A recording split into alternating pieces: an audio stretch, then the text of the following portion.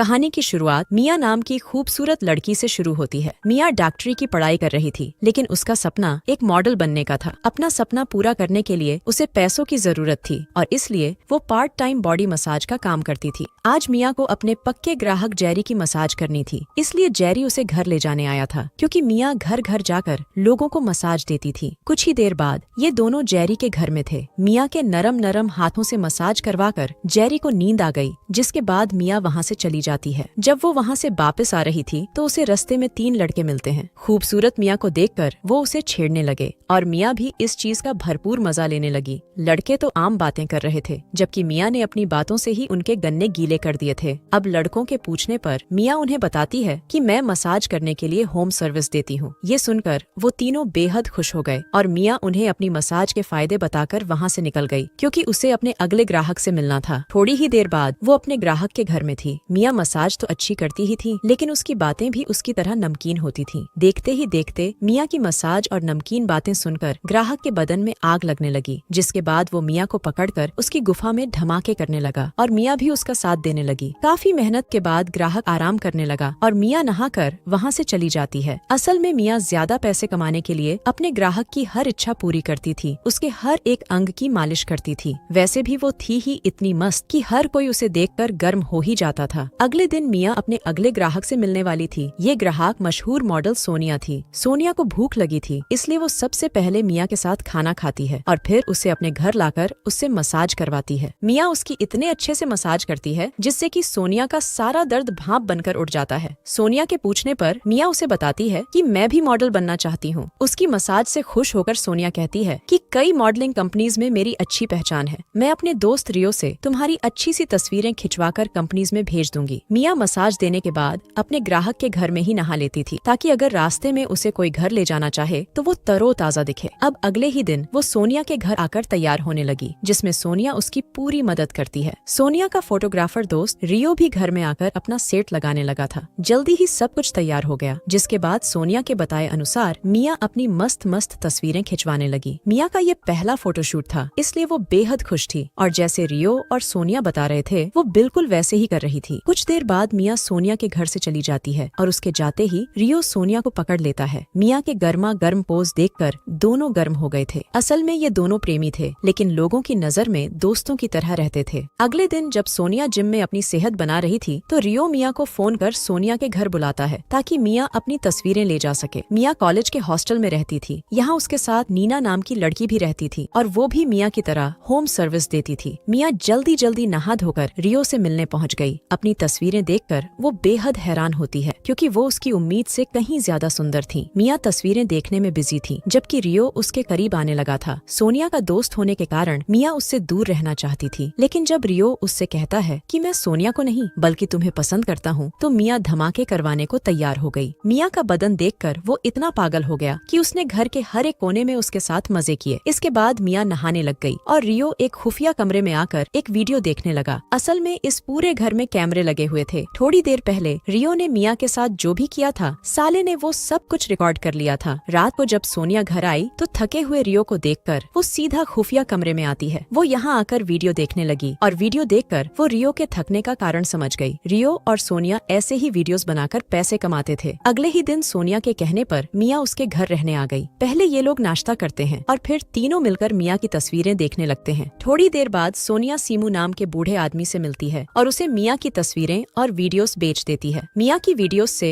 इन्हें अच्छी खासी कमाई हो गई थी, इसलिए ये लोग कुछ पैसे मिया पर भी खर्च करते हैं। इसी बीच सोनिया मिया को बताती है कि आज रियो का जन्मदिन है, इसलिए रात को हम लोग घर में पार्टी करेंगे। जब ये दोनों जन्मदिन मनाने की योजना बना रही थी तो कुछ लोग उन पर नजर रखे हुए थे। रात होते ही रियो के जन्मदिन की पार्टी शुरू हो गई। तीनों दारू पीने के साथ साथ खूब हंसी मजाक भी करते हैं। पार्टी को रोचक बनाने के लिए तीनों गेम खेलने लगे। गेम में हारने पर सबसे पहले रियो अपने शरीर पर बर्फ घिसता है और जब मिया हारी तो उसे सोनिया को किस करना था। वो जिस तरह सोनिया को किस कर रही थी उसे देखकर रियो की पतलून में हलचल होने लगी, जिसके बाद वो दोनों को पकड़कर उनकी गुफा में धमाके करने लगा। मिया इन दोनों से दोस्ती कर बेहद खुश थी, जबकि ये लोग उसका गलत फायदा उठा रहे थे। कुछ दिनों बाद जेरी मिया से मिलने आता है। वो उसे घर ले जाना चाहता था, लेकिन मिया मना कर देती है, क्योंकि उसके एग्जाम आने वाले थे, इसलिए वो पढ़ाई पर ध्यान देना चाहती थी। जब मिया वहाँ से चली गई तो जेरी के पास वही लोग आते हैं जो सोनिया और मिया पर नजर रख रहे थे। जेरी के पूछने पर वो बताते हैं कि हम पुलिस हैं। आजकल मिया जिन लोगों के साथ काम कर रही है वो लोग गंदी वीडियोस बनाकर बेचते हैं और हम मिया को गवाह बनाकर उन्हें पकड़ना चाहते हैं। रात को जब मिया सोनिया के घर आई तो उसे वहाँ पुलिस नजर आती है। मिया को कुछ समझ नहीं आ रहा था और तभी अफसर सैम उसे बताता है कि तुम्हारे नए दोस्त तुम्हें मॉडल नहीं बल्कि गंदी फिल्मों की हीरोइन बना रहे हैं। इसके बाद पुलिस वाले मिया को लेकर एक होटल में आते हैं और मिया की मुलाकात सीमू से करवाते हैं, जो उसकी वीडियोस खरीदकर उन्हें इंटरनेट पर डालता था। रियो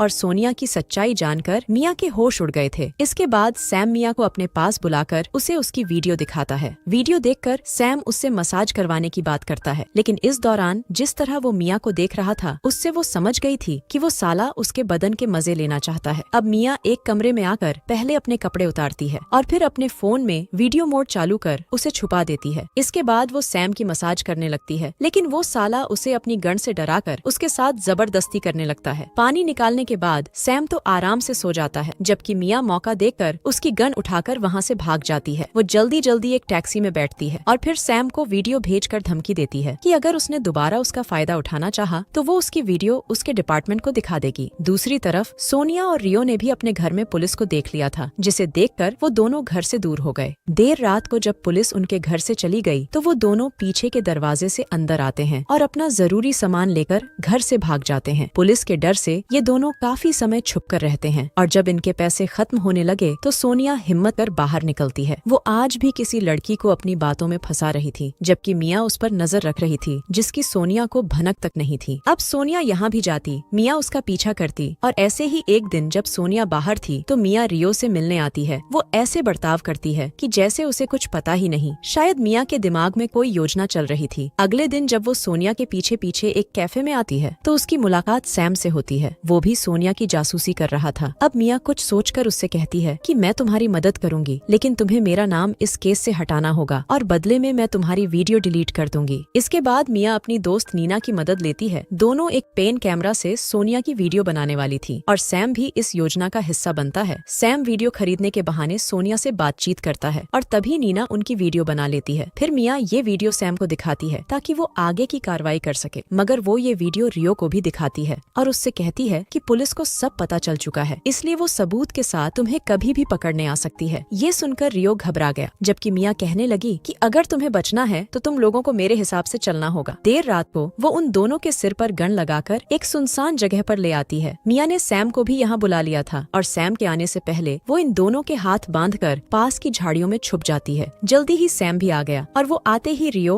और सोनिया को गाड़ी से बाहर निकालता है। सैम इन्हें मारने वाला था, लेकिन रियो सैम को रोकने लगा। दोनों में हाथापाई होने लगी थी और तभी सोनिया सैम की गन उठाकर गोली चलाती है। उसकी चलाई गोली रियो को लग गई थी, जिसके बाद वो सैम को भी गोली मार देती है। अब वो जल्दी जल्दी सैम के हाथ में गन रखकर भागने लगी, लेकिन सैम अभी जिंदा था और वो मरने से पहले सोनिया को मार देता है। कुछ देर बाद मिया बाहर आती है। उसके पास सैम की जो गन थी वो उसे रियो के हाथों में रख देती है ताकि देखने वालों को लगे कि ये लोग आपस में ही लड़कर मर गए। इसके बाद वो उनका सारा सामान लेकर वहाँ से चली जाती है। अगली सुबह वो सारे सामान से भरा बैग नदी में फेंक देती है और इसी के साथ इस कहानी का यही अंत हो जाता है।